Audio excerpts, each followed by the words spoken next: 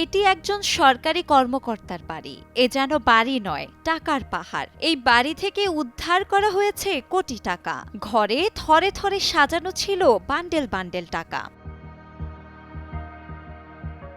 একজন সরকারি প্রকৌশলী কি পরিমাণ দুর্নীতি করলে এমন টাকার পাহাড় পাওয়া যায় বাড়িতে, সেটাই দেখা গেল। আর সেই প্রকৌশলী অভিযানের সময় করলেন অদ্ভুত কাণ্ড।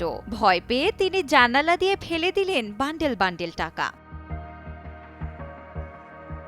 প্রতিবেশী দেশ ভারতে ঘটল এমন বিস্ময়কর দুর্নীতির চিত্র। ওড়িশার ভুবনেশ্বরে দুর্নীতি দমন দপ্তরের অভিযানে ধরা পড়েছে এক চিফ ইঞ্জিনিয়ারের বাড়ি থেকে কোটি কোটি রুপি নগদ অর্থ।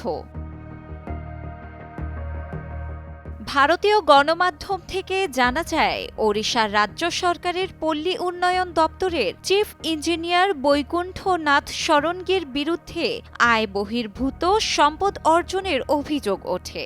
এরপর দুর্নীতি দমন দপ্তরের ভিজিল্যান্স টিম অভিযান চালায় ভুবনেশ্বর, আনুগুল ও পিপিলি এই ৩ শহরের ৭টি স্থানে। অভিযানে আনুগুলের বাড়ি থেকে ১,১০,০০,০০০ রুপি, ভুবনেশ্বরের ফ্ল্যাট থেকে ১ কোটি রুপি।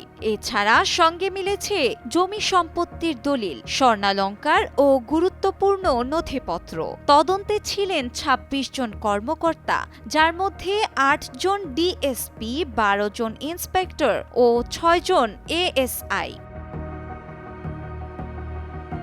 তদন্ত কর্মকর্তারা জানান, অভিযানের সময় সবচেয়ে নাটকীয় মুহূর্ত আসে যখন বৈকুণ্ঠনাথ শরণগী নিজের ফ্ল্যাট থেকে জানালা খুলে বান্ডেল বান্ডেল রুপি নিচে ছুড়ে দেন। পরে অবশ্য সেসব রুপি জব্দ করে নেওয়া হয়। এই ঘটনাগুলো প্রমাণ করে বাংলাদেশ থেকে ভারত, দুই দেশেরই সরকারি ব্যবস্থাপনায় দুর্নীতি কতটা গভীরে। কোনো রাজনৈতিক দল বা ব্যক্তি নয়, বরং পুরো রাষ্ট্রযন্ত্র যখন দুর্নীতিতে নিমজ্জিত হয়, তখন জনতার আস্থা চুরমার হয়ে যায়। শিলা ইসলাম, সময়ের আলো।